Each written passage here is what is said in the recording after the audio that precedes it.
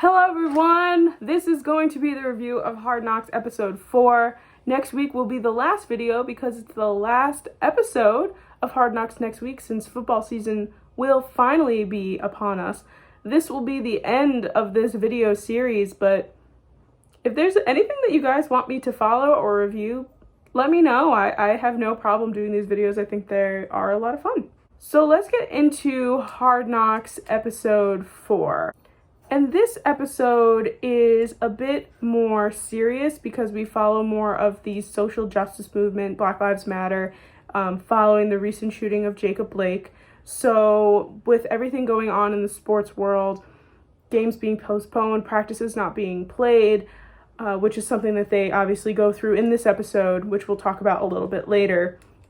This is something that definitely needed to be spoken about, and I think that the way they did it in this episode is very well done, but we'll get into that a little later. It opens up with a scene of Sean McVay reacting to the video of Jacob Blake getting shot in the back 7 times. And it sets the tone for the episode. It's very serious, and it's not something that they immediately start talking about. Like I said, it's later on in the episode, but it sets the tone and it lets you know that, yes, this is a conversation that we are going to be having in this episode. There is a good chunk of this episode that talks about Jacob Blake and the Black Lives Matter movement and things that the sports world is doing to make people more known about it. So when they finally finish that up and they move on for now, they start talking about Mike Williams. And Mike Williams is a Chargers wide receiver who we start following, and he's 6'4", he's huge, he's fast, he seems like a really, really good player,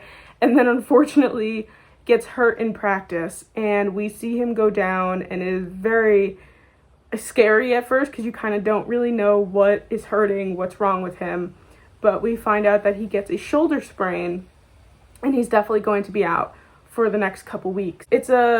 It's a bit of a short-lived story, but they mentioned him just because he is a very good player, and we'll probably be seeing him later on the season when his injury gets better.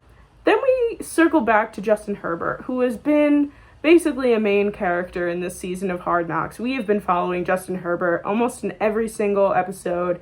He is obviously first-round pick in the draft, a quarterback on a team that may or may not start, we're not sure because of Tyrod Taylor. But in this one, they kind of show more of the vulnerable side of him, and they see him struggling a lot. It was throwing interceptions, he was getting sacked, but not really because they just do like the touch thing so that they don't actually sack their quarterback.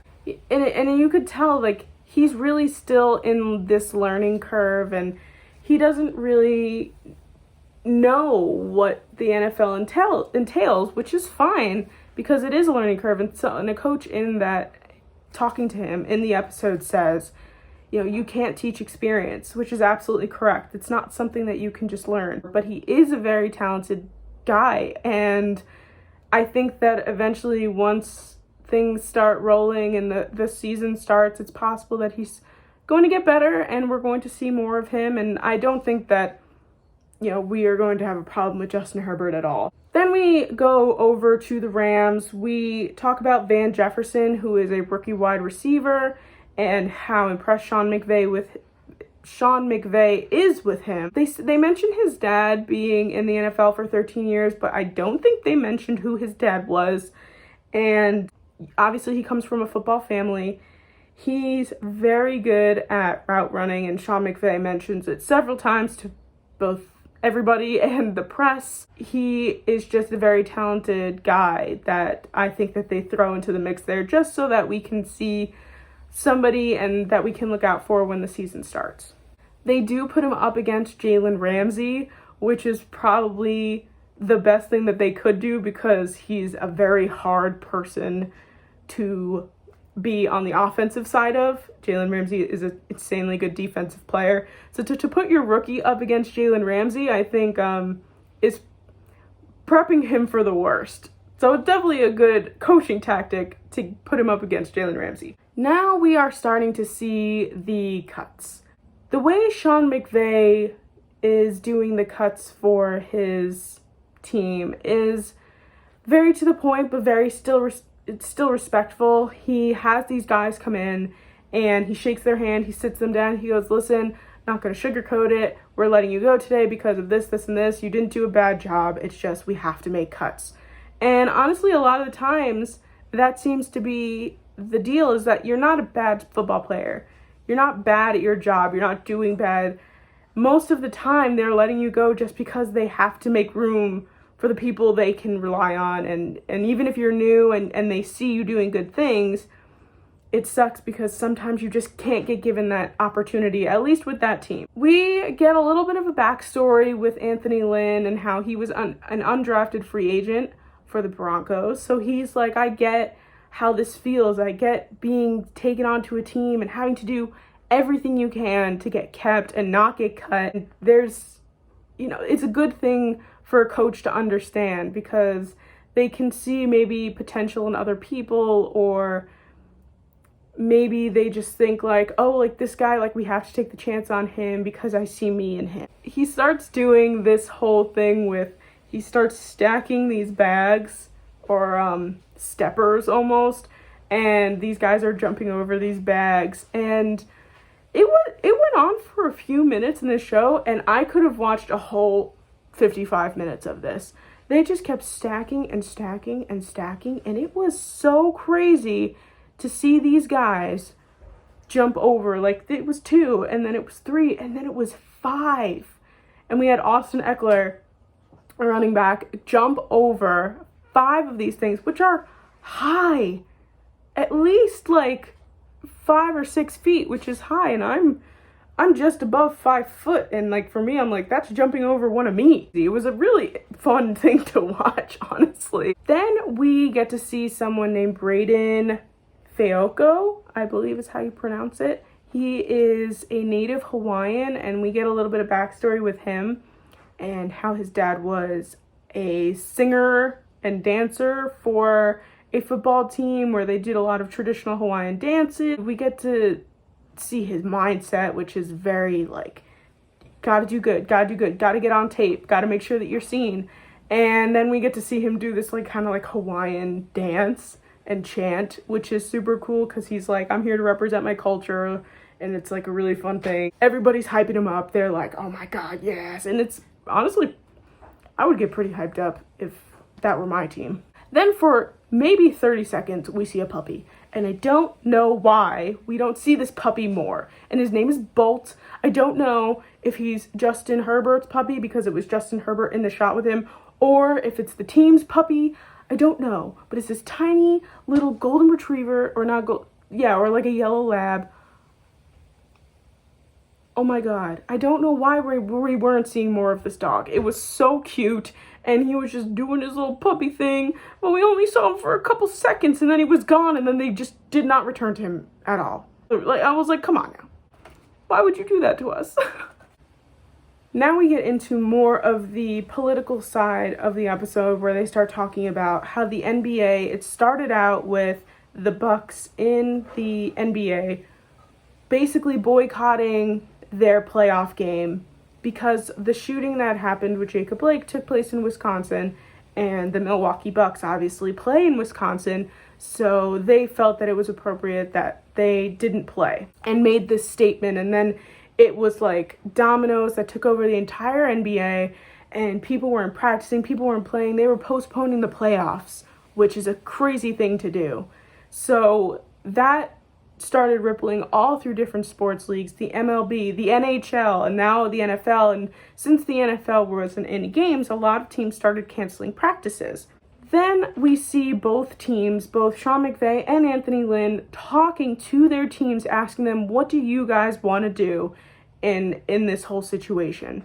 And the question that was brought up a lot, which I was glad that they brought up, because it's just went to show what can you actually do to make a difference, and not just as basically like a publicity stunt. They mention, both of these coaches mention, we can cancel practice, but what is it going to do?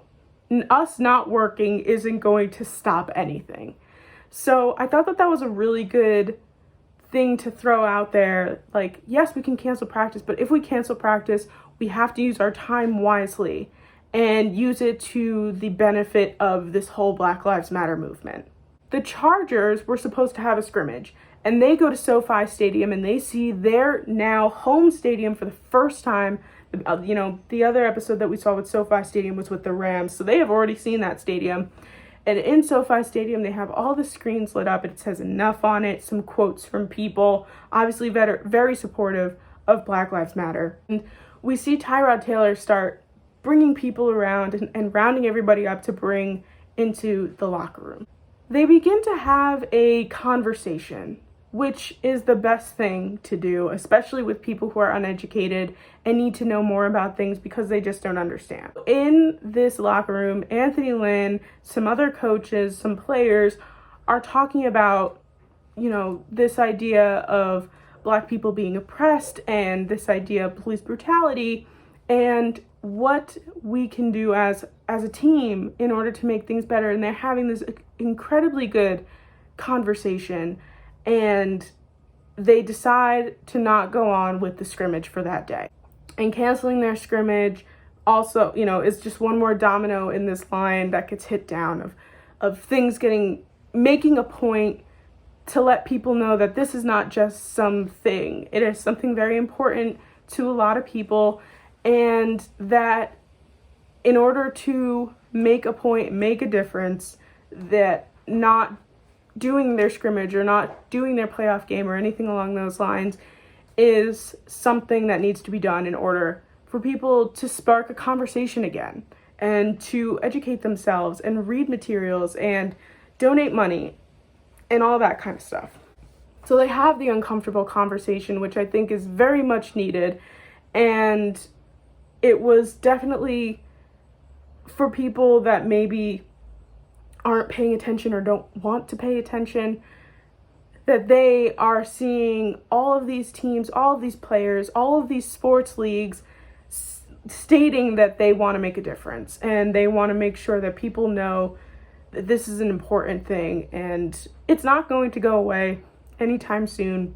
It's going to be something that is going to stay with us probably through the entire football season. There's going to be kneeling. There's going to be people upset about the kneeling, and it's going to be a back and forth. And something that they also mentioned in that episode, which I thought was extremely important, is that somebody mentions someone in wherever is going to say, I don't believe in this, da-da-da-da-da, and you can argue with that person until you're blue in the face.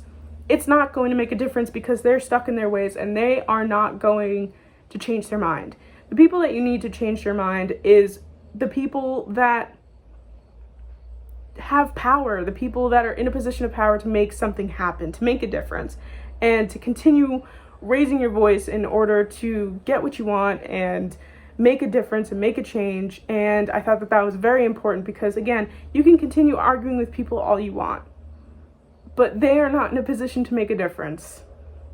And I think that it's very important. I know this is a very political episode, but I think it's really important to make sure that you're registered to vote and to go out and vote. November 3rd, there's also early voting, absentee voting, all that stuff. So if you want to make sure that your voice is heard and you vote for the people that you want to vote for, then go out and vote.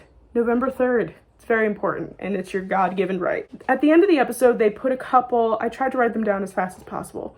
They put down a couple places that you can look at to learn things or donate or whatever it is that you want to do. They had Brotherhood Crusade, Liberty Hill, APCH, Anti-Recidivism, I think is how you say it, Community Justice Exchange, and then they said if you want to learn more, hbo.com/hardknocks. And I'm going to put some links in the description of this video as well, that if you want to learn more things about the Black Lives Matter movement and what it's all about and things like that, you can totally do that. I know that this was a more serious video, but I appreciate you guys for watching. Next week, again, will be the last Hard Knocks video that we do, and look out for a new podcast episode next week.